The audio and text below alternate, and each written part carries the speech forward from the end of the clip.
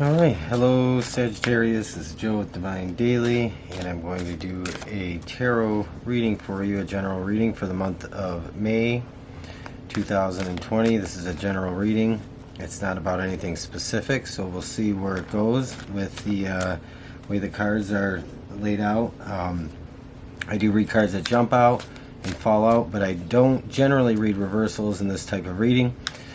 And finally, how do you know if this reading is for you? You'll intuitively know it. You'll feel something for sure. You won't have to make it stretch or force it to fit your circumstances. This is not for everybody, and this is for those that it connects with. And with that said, I'm going to do a basic tarot spread, and then from there I'm going to clarify any cards that I think that may need to be clarified. So I'm working with a few different decks here today, and basically I'm going to start with the Tarot of Dreams. So your current situation is the Six of Wands. This could represent a Leo, another fire sign maybe, but a Leo more specifically. This could also represent you if you have if you have Leo in your chart. But however, this is a card that's representing the current overall feeling in the month of May. At some point there's going to be this feeling of accomplishment and overcoming, possibly a victory of some sort. And we have the Ten of Wands crossing, so that's pretty interesting to start, because your challenge looks to be a number of burdens that have been fairly heavy, and this could be due to current circumstances, current events, world events, and other things, of course, going on. But where you're coming from in this is a Four of Coins, to me saying that you're holding on tight to what's yours. You're probably being very careful with what's yours. You're not letting go of your resources very easily, and you're holding on to them pretty tight. This could also be a sign of somebody has been a little bit not forthcoming with you, and perhaps is holding on to some things that belong to you. But I don't see that. It didn't come out in the reverse, and I'm not going to read it in the reverse. I think this is more about you holding tight to what's yours and what belongs to you. What is above you? What is it that you want? And you have the Eight of Swords. What is it that to you is your goal, the very best outcome? And well, you know, we're probably going to want to clarify this, but this is really about feeling caught up, encased, enclosed, the walls closing in on you, restricted, bound, blocked, any number of those things. And so this is probably reflects a negative thought pattern, or a negative way of thinking. And you might be, instead of thinking about what it is you want to overcome, what the outcome that you want, you might be focusing more on the feeling of not being able to move forward, or being kind of stuck. If you're, in one of these states like I am, where there's shelter in place and limited movement, many people not working, who have lost their jobs or are unemployed at the moment, this could be very much weighing very heavily. We do have the Ten of Wands, and it kind of makes sense. But for your foundation, what is it you're subconsciously thinking about? And these are some things that you might not even be aware of, and some dots that you haven't really quite connected. You have the Moon. So to me, this first thing that comes to mind, and I tend to read cards intuitively first before I jump right to the face value and the other meanings behind them. And to me, what is represented here is this duality. I think some of you have come from a place of good abundance and prosperity and some very good times. And now you perhaps are going through what would be the opposite of that, and having restricted resources, not knowing where you're going to get what you need to move forward and get what you need to effectively make it, survive, to care for yourself or your family or those around you that you're responsible for. So to me, the moon here is really talking about, in this instance, more specifically about that duality, which would be, you know, contrasting ideas, light, dark, rich, poor, good versus evil, that type of thing. And I think this is because the Four of Coins, you know, comes up here. To me, it shows the need, or the feeling that you have, the feeling of needing to hold on to what's yours. And I don't want to use the word stingy, because that's not what this is. This is you know, a time for many, it's about survival and good management of what you have. But what is before you? Let's see what is before you. We have the Hanged Man. So this is coming out of May. I'm going to clarify this, because I don't really know if this is more about coming out of a time period of waiting things out, or if this means there's going to be some further waiting for you. So after we complete the spread here, we can delve more into that. The first thing I want to point out here is we have to look at the rest of what's laid out before we can get into clarifying that. We have the Two of Cups, and so this is really in the position of advice. And you may have, some of you may have someone that you're close to. This is a time where you've drawn close, where you've come together with, it could be family, friends, siblings, aunts, uncles, a romantic partner. And this is saying to rely on those people. I get the feeling that some of you may need to ask for some help.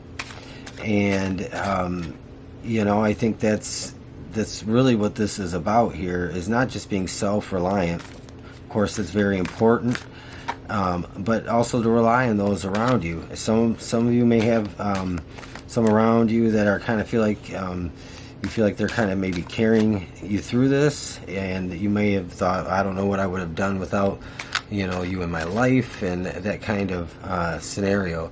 So with that said, the external kind of influences here, we have the Three of Wands, and this again, waiting. This is a card of looking forward to what's to come.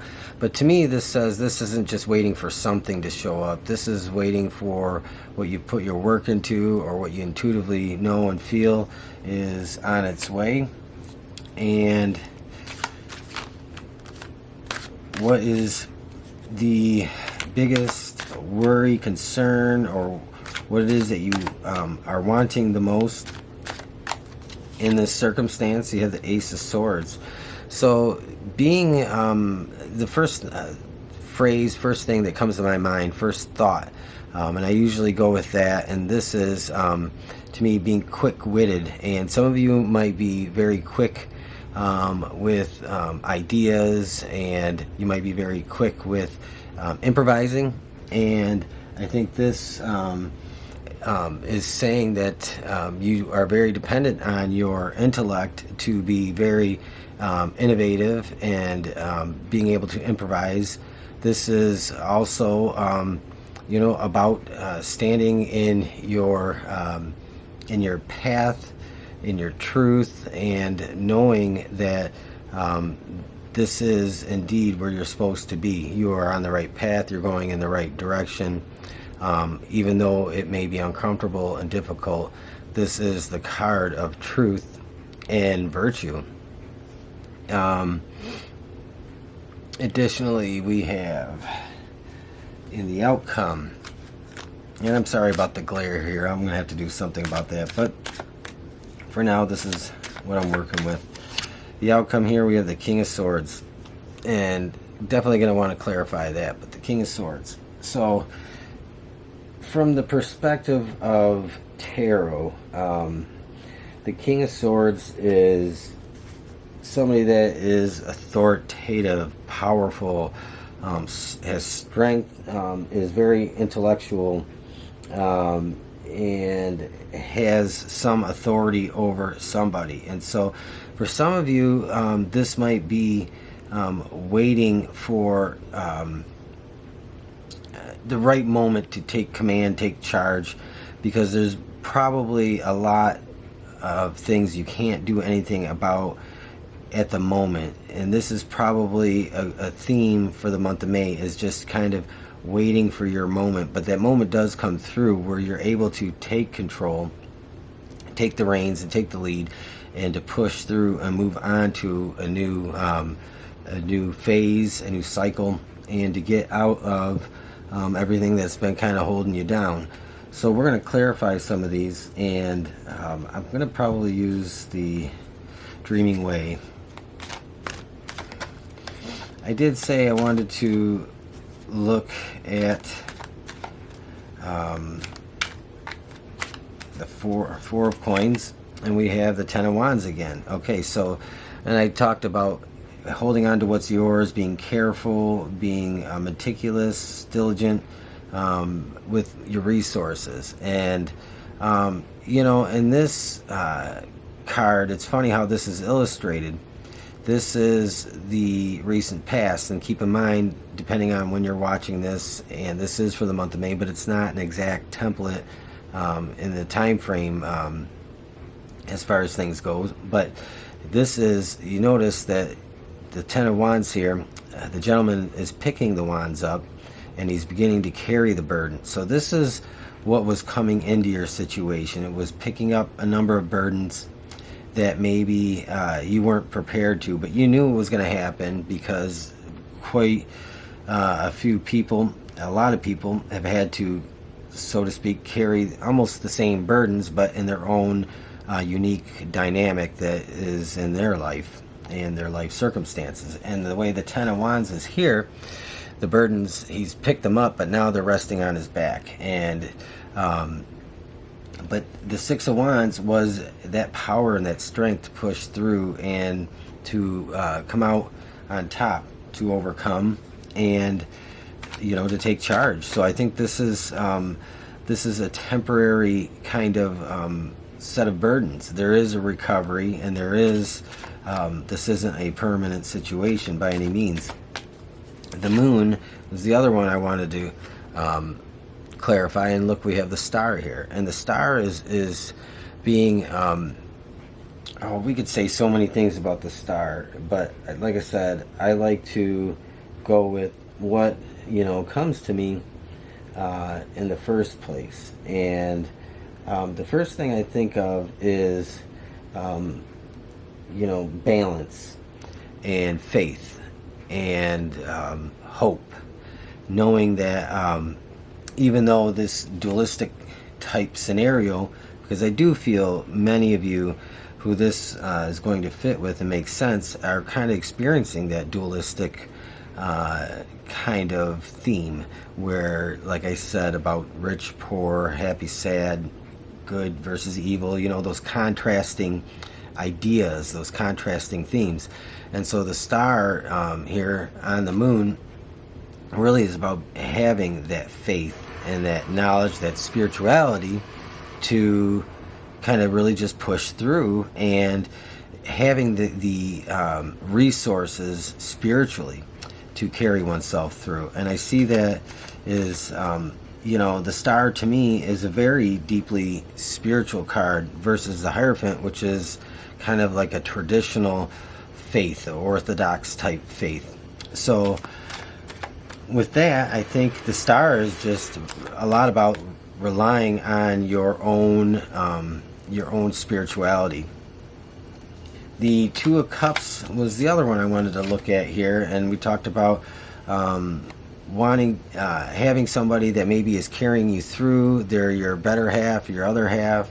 There's somebody you can lean on, or perhaps asking others for help if there's financial difficulty or other areas of your life where you may need some help. You may need a helping hand. You have the Nine of Pentacles here, and some of you might need to reach out, but some of you might have the resources to lend a hand out financially or some other way materially to those around you that are close to you that need your help. The Three of Wands was in the external influences. What are you waiting? You're waiting for your ships to come in, so to speak, or you're waiting for not just anything to come in, but what you intuitively know is on its way. What could that be about? Well, the world. That's what it's about. This is about that ending. Oh, my clothes are done. I apologize.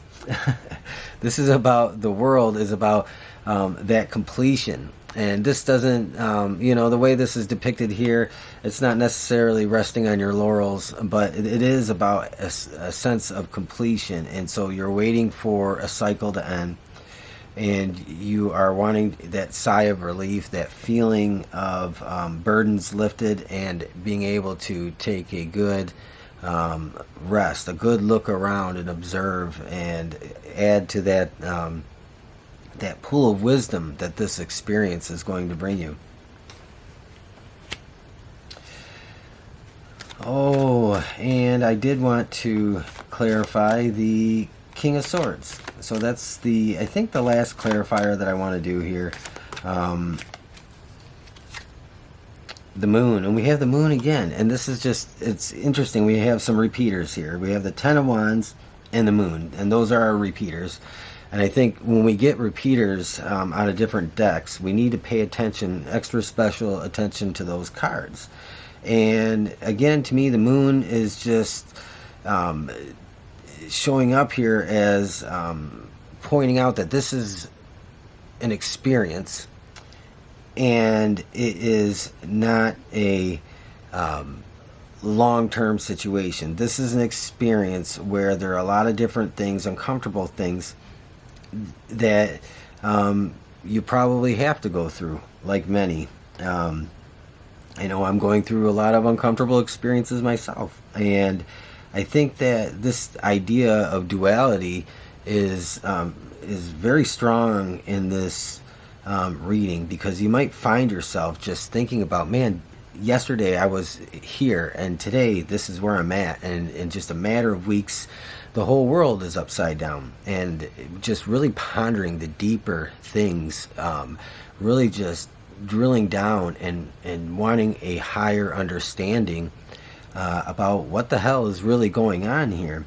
And this is like an observation of not only self, but an observation of how the world is responding to this. And I think it's actually, to me, for you personally, if this resonates with you, it's actually internally a very beautiful thing, because you have the moon here really pointing out that there's a shadow side, and you have the star and you have the moon, and so there is indeed a shadow side. And then you have the Ten of Wands again, which is another repeater, but the Ten of Wands here is shown in two different ways.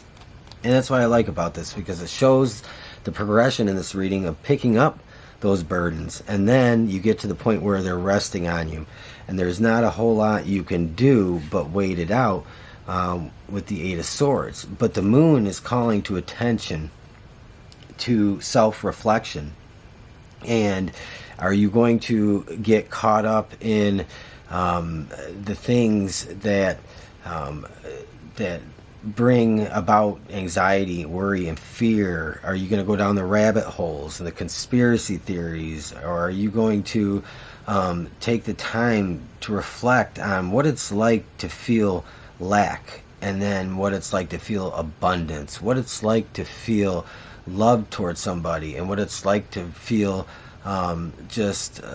disgust or anger with somebody, because we've all had those feelings. So this experience that you're going through brings out and calls attention to those contrasting themes. And I think this is really more of a teachable moment for you, because once this clears up and once this is over, you probably, I get the feeling, are going to almost breeze right past this and be able to get your footing fairly quickly without too much hardship at the outset of this and at the ending of this.